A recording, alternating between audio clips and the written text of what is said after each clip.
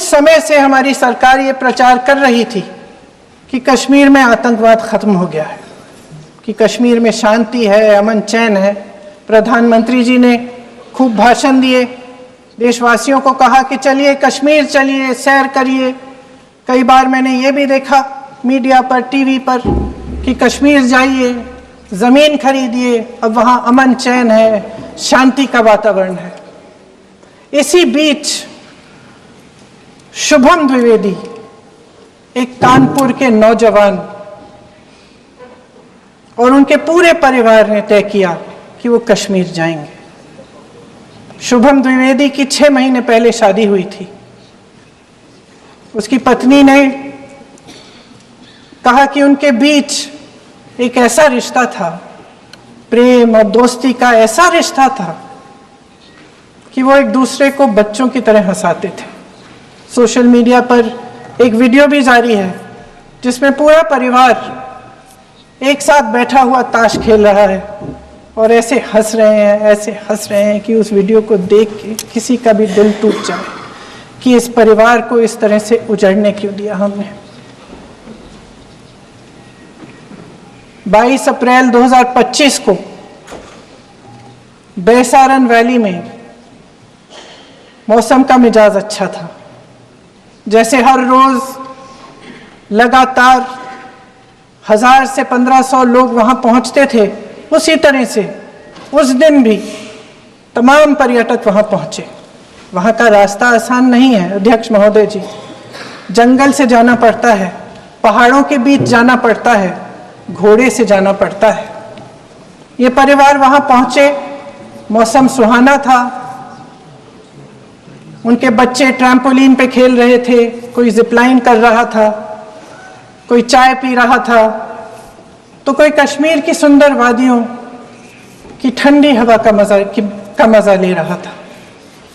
शुभम अपनी पत्नी के साथ एक स्टॉल पे खड़े थे।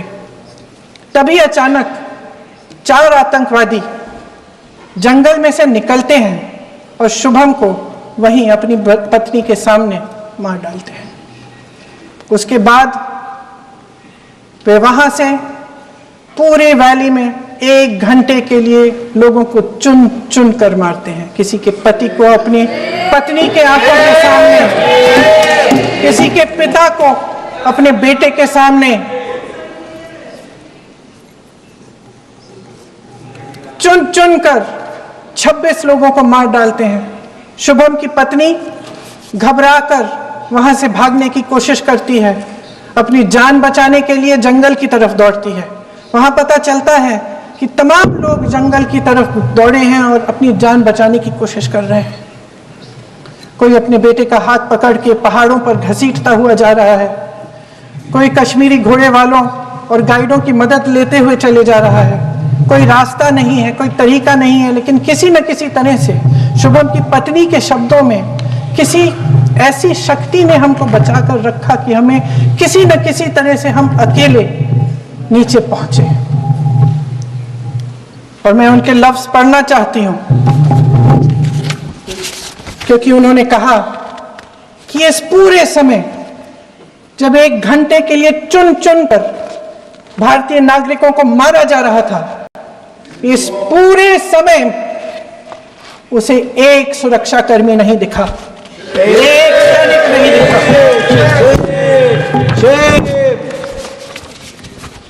शुभम की पत्नी ने कहा, कोट, मैंने अपनी दुनिया को खत्म होते हुए देखा।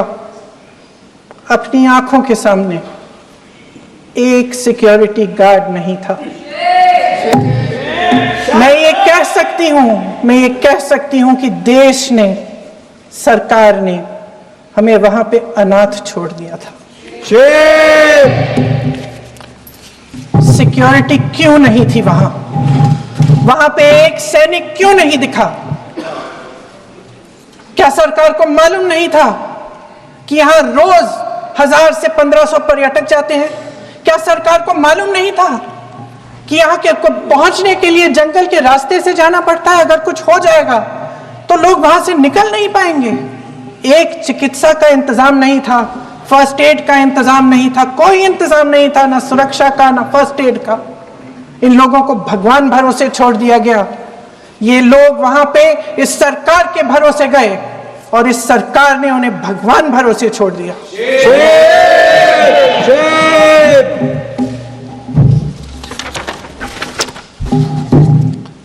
मैं पूछना चाहती हूं, ये किसकी जिम्मेदारी थी? इस देश के नागरिकों की सुरक्षा की जिम्मेदारी किसकी है? क्या इस देश के प्रधानमंत्री की नहीं है? क्या इस देश के गृह मंत्री की नहीं है? क्या इस देश के रक्षा मंत्री की नहीं है? क्या एनएसए की नहीं है? अध्यक्ष महोदय, पहलगाम हमले से सिर्फ 2 हफ्ते पहले हमारे गृह मंत्री महोदय जी कश्मीर गए थे। किस लिए गए थे? जो सुरक्षा की व्यवस्था है इसको देखने के लिए गए थे, इसको रिव्यू करने के लिए गए थे। और उन्होंने वहां कहा कि आतंकवाद पर विजय प्राप्त हुई है। ये 2 हफ्ते पहले है।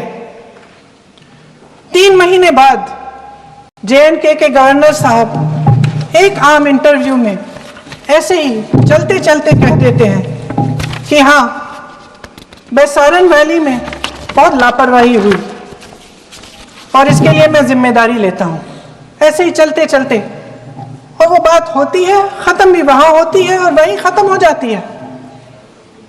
उनसे जिम्मेदारी ली भी नहीं जाती, कोई सवाल नहीं उठाता, कोई जवाब नहीं देता। अध्यक्ष महोदय, उस हमले की जिम्मेदारी एक आतंकवादी गुट जिसका नाम टीआरएफ है थोड़े दिनों बाद लेती है। कौन है ये टीआरएफ? 2019 में ये गुट बना। 2020 में इसने कश्मीर में आतंकवाद का काम शुरू कर दिया और 2020 अप्रैल 2020 से लेकर 22 अप्रैल 2025 तक इन्होंने 25 आतंकवादी हमले किए। गृह मंत्री महोदय ने जब यूपीए सरकार के समय के आतंकवादी हमले गिने तो लगभग 25 गिनवाए थे अभी अपने भाषण में। इस गुट ने कश्मीर में 25 हमले 2020 और 2025 के अंदर एक पूरी लिस्ट है इन हमलों की। मेरे पास इतना समय नहीं है इसलिए मैं एक एक को नहीं पढ़ना चाहती, लेकिन मैं इतना कहूंगी कि इनमें रियासी का हमला भी था 2024 का, जिसमें 9 लोग मारे गए और 41 लोग घायल हुए। कुल मिलाकर 2020 से लेकर 22 अप्रैल 2025 तक टीआरएफ ने 41 सेना और सुरक्षा कर्मियों की हत्या की, 27 सिविलियन की हत्या की और 54 लोगों को घायल किया। भारत सरकार ने टीआरएफ को आतंकवादी संगठन का दर्जा कब दिया? 2020 में दिया, 2021 में दिया, 2022 में दिया, 2023 में दिया। 3 साल बाद, 3 सालों के लिए ये आतंकवादी गतिविधियां कर रहे हैं और आप इनको आतंकवादी संगठन तब कहते हैं 2023 में। इसकी क्या वजह थी? ये सब सरकार के संज्ञान में था। और आप मुझे बताना चाहते हैं